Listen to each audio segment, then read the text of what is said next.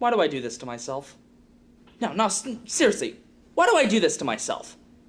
I mean, this is not the way I wanted to start this channel, okay? I wanted to start with something that I could at least enjoy while looking over. It didn't have to be a good movie. It could have been something, like, right in the middle. Like, some people like it, some people don't like it. I could just sit in the middle and discuss both sides and have a grand old time just looking at it. Or if I had to review something that wasn't all that great and people didn't like, at least make it something that I could tolerate. But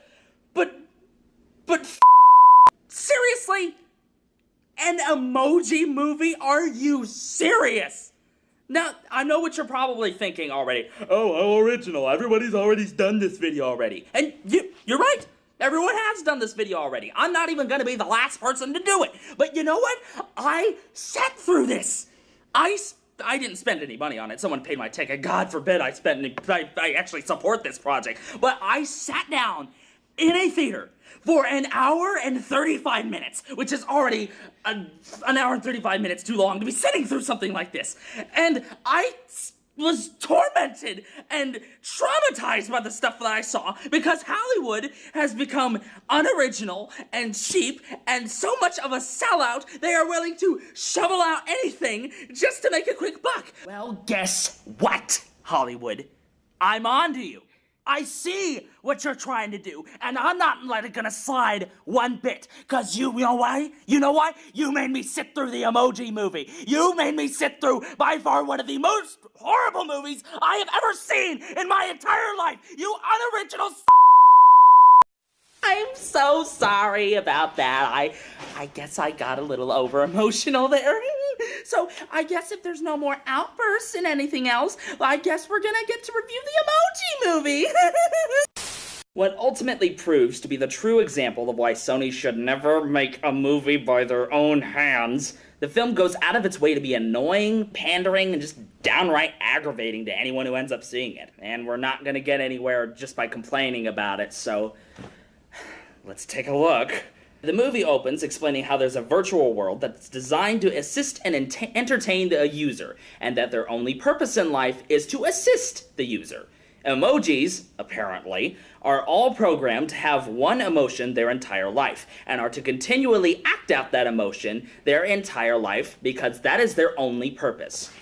We are then introduced to our main character, who doesn't conform to the virtual world's rules and struggles to fit in and discover his purpose in life. Wait, sorry, my bad, I'm thinking of the wrong movie. Let me try that again. I don't want to be the bad guy anymore. We're then introduced to our main character, who doesn't conform to the virtual world's rules and struggles to fit in and discover his purpose in life. Wait a minute. Gene, who's supposed to be a meh emoji, can apparently have more than one emotion, and he wants to prove that he can be a meh.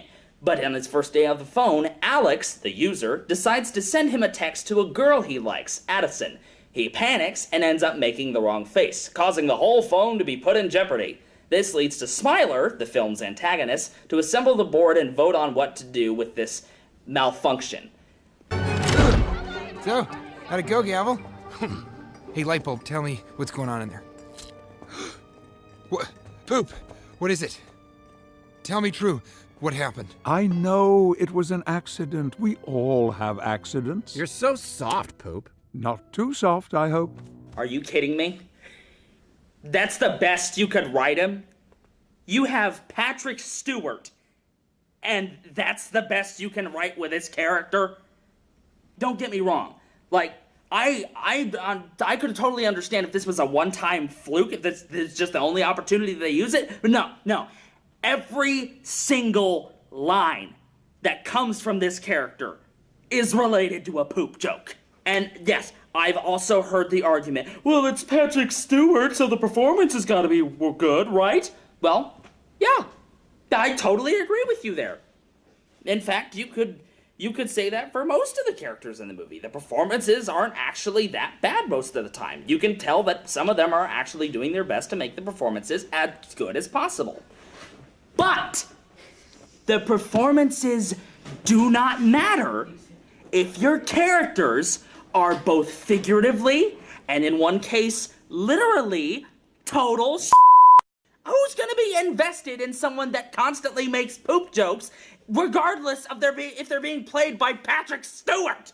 Anyway, Smiler decides to destroy Jean to save the phone, but instead of making her an interesting character, like, for example, make her out to look like she's doing the right thing for the benefit of the entire phone, which would make her so much more interesting, nope, she's just evil. She's just generically evil for no reason other than vanity.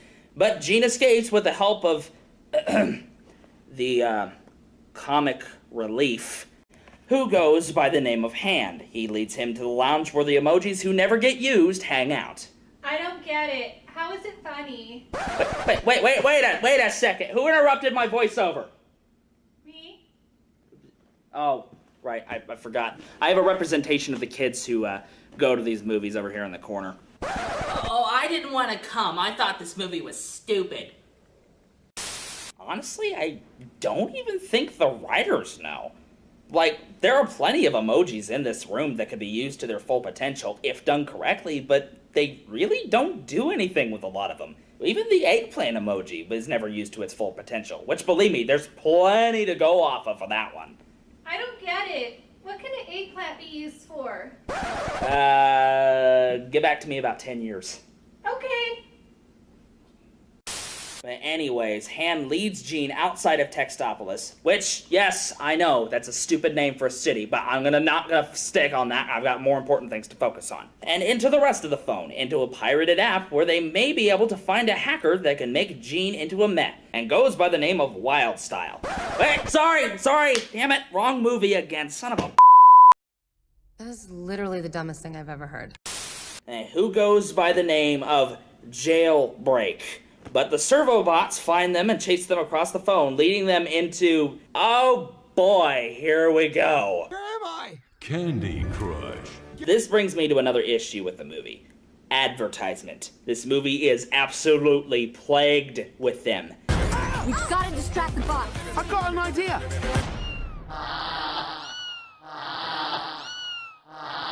Not just subtle things, like entire plot points revolve around ads. Even the last-minute resolve hangs off of an advertisement, which I will get to in a minute. But anyways, they escape the game and discuss that they need to get to... Wait a sec. What the hell is a Dropbox? Is that an app? Is that an iPhone thing? Is that... Hang on a sec. Hey, babe! Yeah? What's a Dropbox? It's a website. Dropbox.com is file sharing. Kind of like the cloud. What? It's a cloud? Not really. If it's like a cloud sharing, why didn't they just call it a cloud?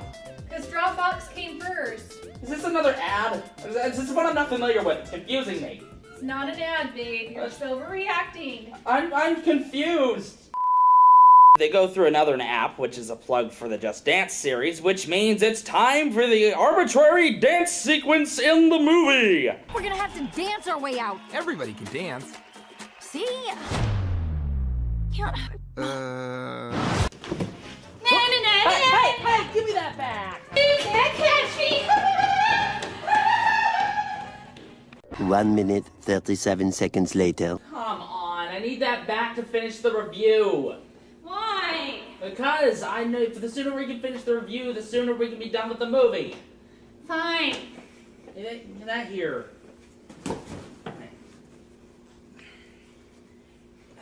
I'm bored. Well, so am I, but I have to sit through the rest of this movie too. Well, why are they even doing that dance anyway? Because they're trying to do a fad. A fad? It's a clever way of trying to implement some kind of social norm. That way, you know, they can socially promote the movie. Please, that's such a stupid fad. Why would anyone fall for a fad that's stupid?